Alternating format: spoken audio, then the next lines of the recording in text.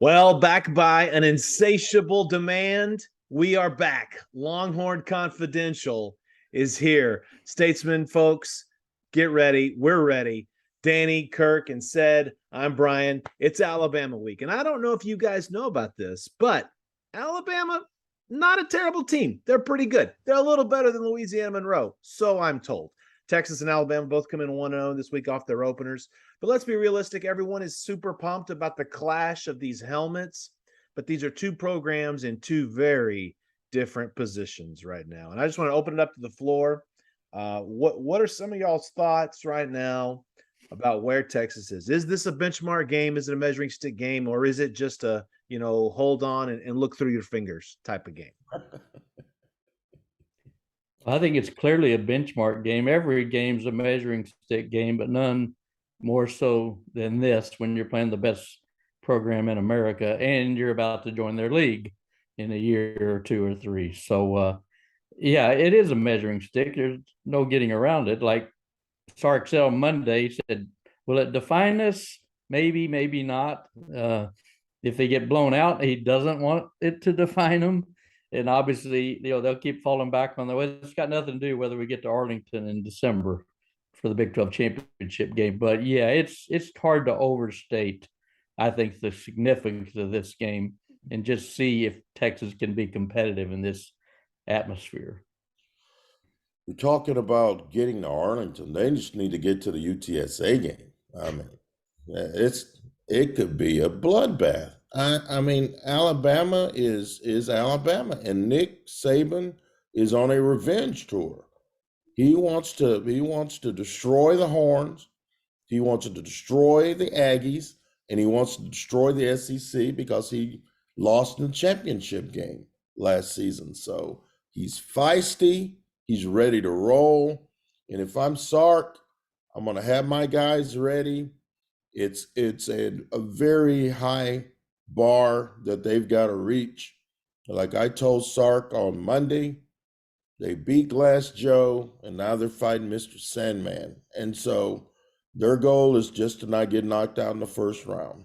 You could take the Crimson Tide to distance and keep it respectable, have a chance to steal it even maybe, then we're going to have really good things in store for the rest of the season. That's a big if, though, Daniel.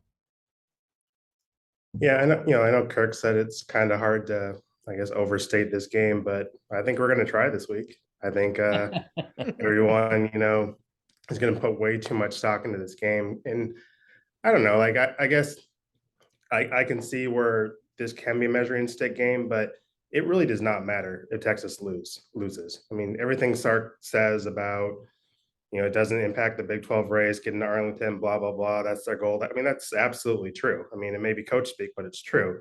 And, if Texas wins, I mean, yeah, I mean, people will be hyped and psyched and stuff like that. But my first game on this beat was the first game of the 2016 season. And that was a measuring stick when they beat Notre Dame. And what happened?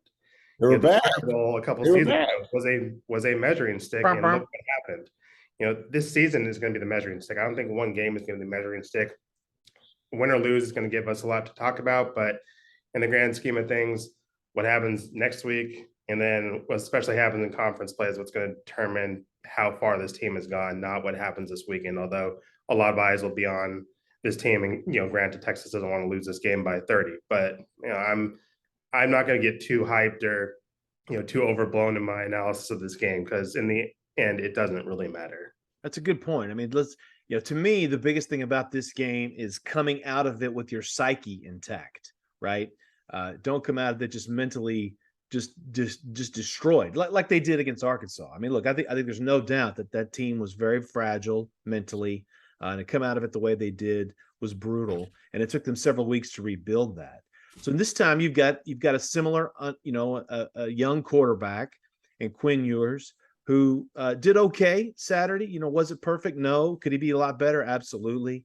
But to me, guys, that's where, to build on Danny's point, that's what the most important thing for Texas is to come out of that where you still feel good about Quinn, and you still feel good about the rest of the season. But here's the thing I would just point out is everything affects recruiting, everything. And if Alabama rolls in here and just crushes them, if it's, 55-0 like it was when they played Utah State last week, it's going to be, the national perception is going to be same old Texas. Nothing changes. They got their fourth, third head coach since Mac Brown, and they're not any better now than they were, after Mac left. So, it could leave a real big scar, and obviously it would show Texas, if they get blown out, how far they have to go to be competitive. And I would just add on top of that, it would be even worse because the Aggies just beat, Alabama at their place last year, and we all know that wasn't a great A&M team. Whether they go 8-4, and didn't play their bowl game because of COVID stuff. But yeah, it doesn't mean anything for us as a Big 12 championship. We know that. But when you talk about, okay, can their psyche survive this game? It's kind of a low bar and kind of sets low expectations. But, I'd ask you guys, it really sounds like Texas players bring a lot of confidence in this game and think they can win. Maybe it's delusional. I don't think any of us think they can pull this off, but do you guys think this is a real confident team? I mean, that's football. I mean, if you were on that team and you don't think you can win this game, you shouldn't be on that team. It may be delusional, it may be overconfidence, it may be the exact thing this team needs. If you don't think you can beat Alabama, you shouldn't be on this team.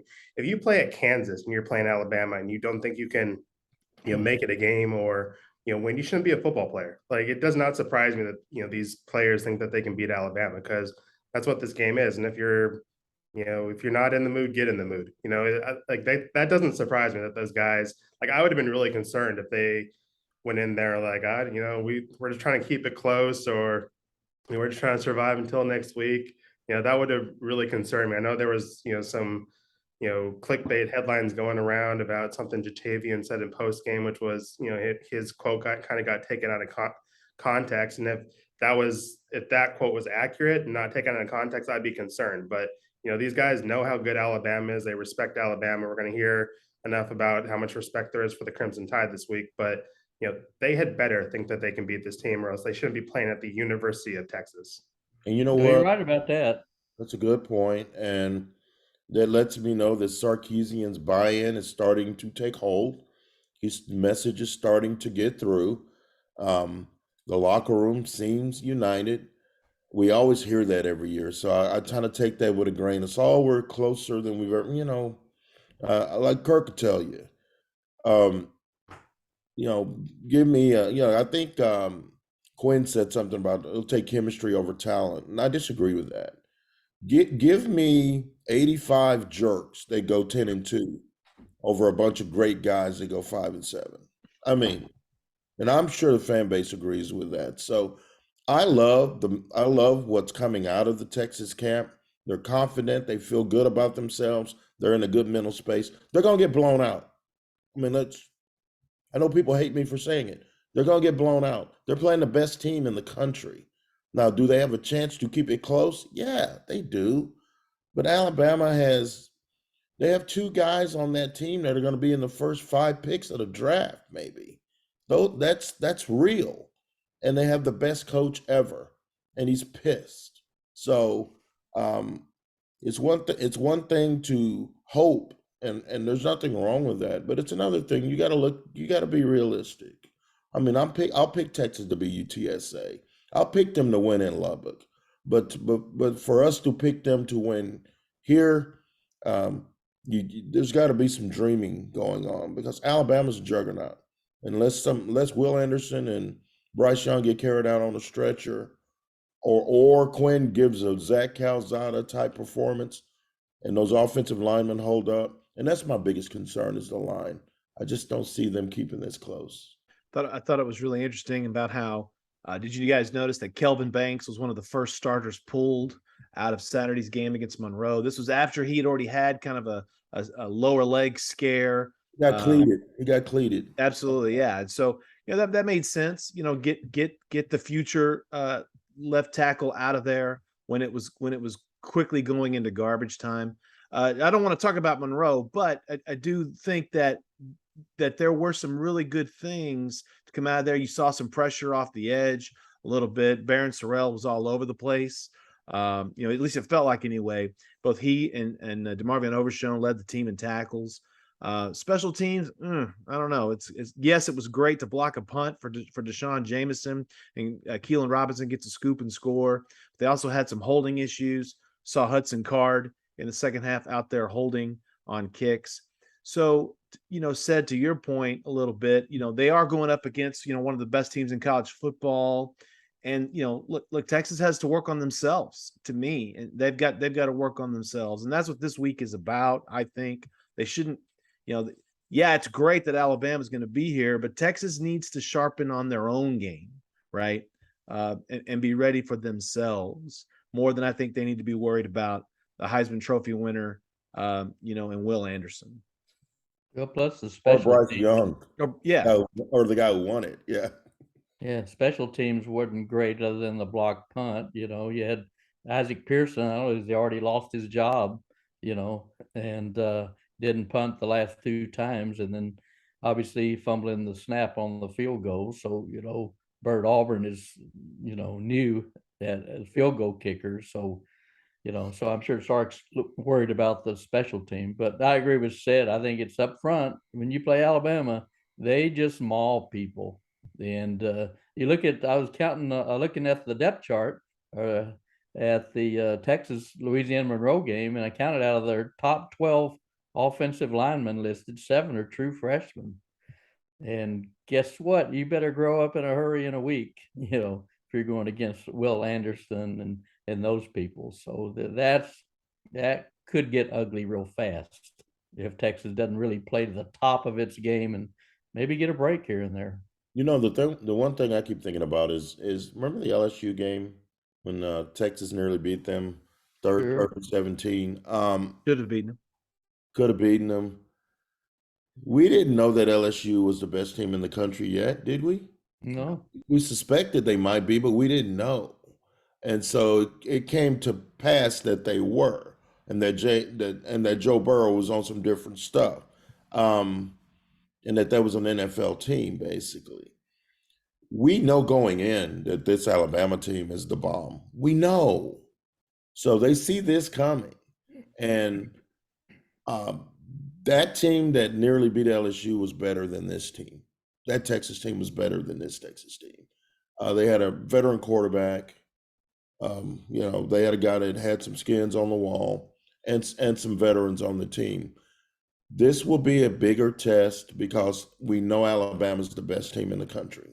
This will be a much larger test, and there aren't as many veterans in key positions. The tackles, Christian Jones a veteran, but he ain't that good. The tackles are going to be the biggest part of this game. Can they block? Can they block? And that's the part that worries me the most. Quinn Ewers is a very confident cat. He can play football, but we all know his best football's ahead of him. And he's not going to play the best game he ever played this weekend. He might play well, but he's going to be up against it. So, and I know I sound like Debbie Downer, but I'm just being real. This is Alabama we're talking about. Hey, they're a 3-touchdown underdog. I mean, how do we not avoid reality? Nick Saban does what Bill Belichick does. Yeah, I mean, it's very difficult for anybody to have belief like that. If we were talking about a team that was 9-3 last year, made it to Arlington, et cetera, it's a 5-7 program, right? It's a 5-7 program that, needs to get better in a lot of different areas. You don't just go get 7 freshman offensive linemen and then magically you're ready for the CFP. That's just not how it works. They're going to get better. They will. They're going to get better, and I do think Texas is on the right track. I just think that Saturday we'll see what the standard is expected to be. And what's Alabama going to try to do is make the focal point will be stopping Bijan, make Quinn Ewers, the redshirt freshman, beat you in just his second game. And Bijan said it. You ask him, is there going to be just going to load up? He goes, oh yeah, absolutely. Sure, they're going to load up on him. He's ready. He's ready for this. So No, he is, but I don't know if the line or Quinn Ewers are. Danny, your thoughts? Yeah, I agree with what Kirk was saying. I mean, we saw last year what happened when, Bijan was great last year, but he also had some games where defenses were able to key on him and stop him. And, Texas either wasn't able to produce enough offensively, or in the case of the, Kansas game, they produced enough offensively, but their defense didn't hold up. So, I mean, this is going to need to be a complete team effort, as cliche as that sounds, for Texas to make this close, or at least make Alabama sweat, or pull off that upset, which I don't think any of us are picking. So I mean, this is going to be Bijan is not going to run for 250 yards and 4 touchdowns. That's not going to happen. This is going to need to be. He needs to go for 100. Quinn's going to need to go turnover free, or at least limit the turnovers. I don't know if we can say turnover free against this Alabama team. These offensive linemen are going to need to step up, and we're going to need to see Xavier. We're going to need to see Jordan have those big games, which they didn't have in the opener, which may have been somewhat by design. But there were a couple missed long shots to Xavier, and we're just going to need to see this Texas team has a chance for everyone on this offense to be clicking. Then obviously the defense is going to, it's they look nice against ULM, but no offense to the Warhawks, or maybe offense. Whenever you say no offense, something offensive is about to be said. But the Warhawks are not in Alabama's class, so that wasn't the best test to see how far this defense has come. But we'll find out on Saturday. The mighty Warhawks. To me, guys, I think of like what is some of the good ways that Texas could really work the angles on this. And I thought about the USC game in the Coliseum. They got a big goal line stand. I think it was Malcolm Brown had a big tackle on the goal line stand that propelled them early in the first quarter. LSU game at home, they had the early touchdown, dropped the 2-point conversion, not good, but still got an early score on the board. And to me, that's what Texas needs to do. They need to land an early hard punch to sort of give themselves confidence. Hey, we can do this. Right. And that gets your crowd going. It'll be 100,000 strong, in Royal Memorial, no doubt. And so to me, that to me is going to be the big key is, can they get something good happen early? And, can you hang in there? Because my feeling is with a game like this, if you can just somehow get it to it's a 1-score game in the fourth quarter, then all bets are off, because Alabama, I think, will know they're in a dogfight, and Texas will have big time belief at that point. Yeah, I think a few and the things crowd. The crowd. A few things they could do. They may have to use Bijan more as a receiver, get him in space. Ordinarily, you say get him in space against those linebackers, but Alabama's linebackers are terrors, but I think getting him outside on the perimeter would probably help. You don't want to go east-west against Alabama, but you got to get Bijan in space. The other thing, Xavier Worthy, they got to get him more involved. All they were doing Saturday was throwing deep to him and overthrowing. So they got to get him more in the short intermediate range. And are you asking for tight ends a lot too? Are you asking for a hitch route, Doc? I'm looking for a slant, a curl. School of 1st and 10. Throw it out there, let him dance. If Xavier Worthy doesn't get involved, they don't stand a chance. You got to use your weapons. I agree with that. And take some of the pressure off Bijan. I'm gonna tell you guys, I'm excited about how Sark is right now. He's got this light about him. He's feeling good about his team. He knows that they're going in the right direction. This is just a tough assignment, and what he's got to remember, and he reminded us, and at his presser, is it's not the last game of the season, and they can still make it to the Big 12 championship game. If they lose, he just got to try and hopefully come out of this thing healthy. Major players cannot get hurt in this game, and it's the most physical defense they will see all season.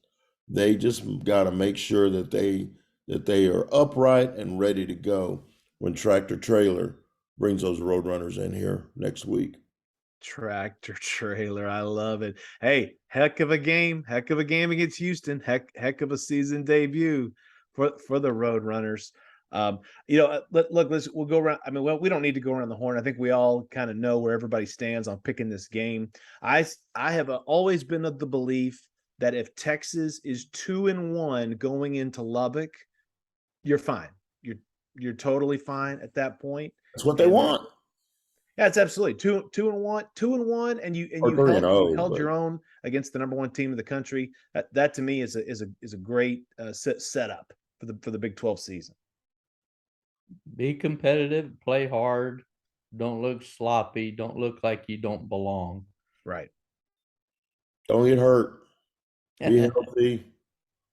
Be healthy, and Kelvin Banks comes out of there ready to go. This is going to help Kelvin Banks. No question. He won't face better edge rushers the rest of the season. This is a great test for this young man, and it's going to help him moving forward. I hope we get to talk to him soon, because I want to ask him about Will Anderson. Danny, any final thoughts? Yeah, I don't really have any final thoughts about the game because there's no advice I can give these players, and they're not going to listen to this thing anyway. But I do hope that the fans who are out there just have a good time. I mean, it should be a pretty crazy atmosphere with all the game day and the big noon kickoff and the fact that it is Alabama. So, I mean, this is a good chance for Texas fans to kind of get that. All right, this is what the SEC is going to be like. Let's hope we don't have an air conditioning controversy again, like we did with LSU a couple years ago, and everything goes smoothly there. But I'm looking forward to it. I mean, this is going to be fun. Like the ULM game, it was nice to be back at the stadium, but that buzz, I just didn't feel that buzz was necessarily there. But it'll be there on Saturday. The only thing I'm not looking forward to is I pretty much had to be at campus by like 7 o'clock just because of how congested everything's going to be with parking and stuff like that. But that's a small price to pay, I guess, for a game this big. So it's going to be fun, and I hope the fans, regardless of the score, have fun too, and that it's just a fun atmosphere. And this is what college football should be, and I'm looking forward to it. God bless college football. God bless college football. Absolutely. That's why we do this. This is wonderful. Absolutely. Don't forget, hydrate. It cannot be overstated the circus atmosphere that's going to be on campus on Saturday. ESPN College Game Day, Fox's Big Noon Kickoff, Longhorn Network has a pregame show, Bevo Boulevard will be going full throttle, Flo Rida after the game. If you're not too heated out, melted down from being out there, hopefully we get good weather. And I haven't taken a peek yet, but it's cooled off a little bit. We're in the mid-90s at least now, and not in the bazillions. Not bad. It'll be fun. It'll be fun. Maybe There's even going to be cameras there, so we know McConaughey will show up. It's going to be a great weekend. Minister of Culture is going to be all over it. There's no question about that. Well, we are going to be all over it as well at hookem.com, part of the Austin American-Statesman. We'd love for you to come check it out. If you like these videos, smash the subscribe button down on the bottom there on YouTube, and we would like to see it more often. And we'll do these more often as well, since we know we're getting feedback. You guys like them, so we appreciate that. Appreciate you reading. For Kirk, Danny, and Sid, I'm Brian. I'll talk with you next time.